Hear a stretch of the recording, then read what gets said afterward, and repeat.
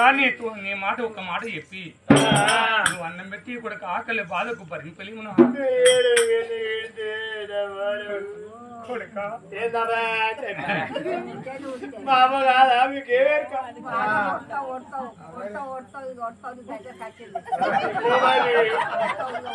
panchayat ఒడిచట్లేదు